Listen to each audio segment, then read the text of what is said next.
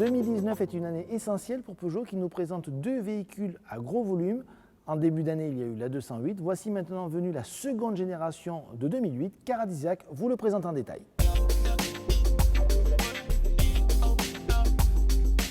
Le 2008 actuel était une sorte de break surélevé. Le nouveau est un vrai SUV. Comprenez par là qu'on retrouve un capot très horizontal, une calandre verticale. Il y a également des points de ressemblance avec d'autres modèles de la marque, comme par exemple les feux de jour verticaux, identiques à ceux de la 208 ou de la 508. Mais bien sûr, ce 2008 a des spécificités au niveau de son design, comme par exemple des formes de triangle qui apparaissent sur les portes avant, arrière, mais également la poupe du véhicule. L'allure générale donne l'impression quand même d'une sorte de mini 3008.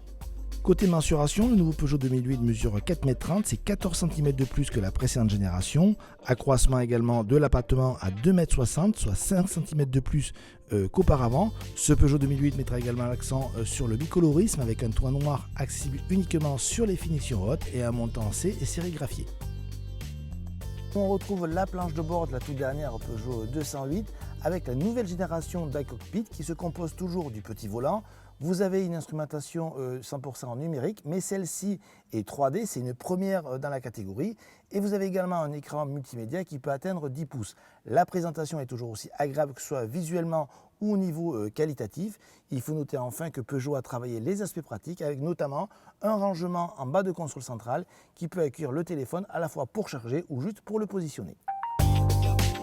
Bonne nouvelle concernant les aspects pratiques avec une habitabilité arrière plutôt généreuse pour la catégorie. Le coffre en revanche gagne 10 litres à 434 litres, ce qui est très moyen pour le segment.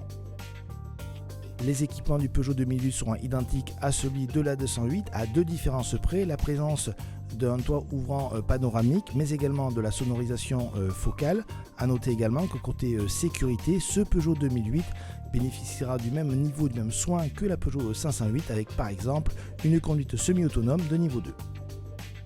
Pour les moteurs, pas de surprise, il s'agit des mêmes que sur la 208, donc le diesel est bien toujours présent. On trouve en essence trois propositions, des PureTech 100, 130 et 155 chevaux et deux diesels de 100 et 130 chevaux. A noter bien sûr l'arrivée, et c'est une grande nouveauté, d'une version 100% électrique.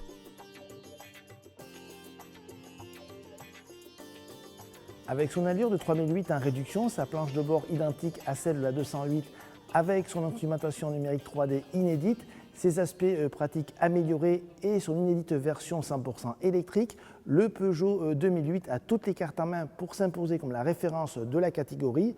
Reste à découvrir maintenant le Renault Captur pour savoir lequel des deux sera votre préféré.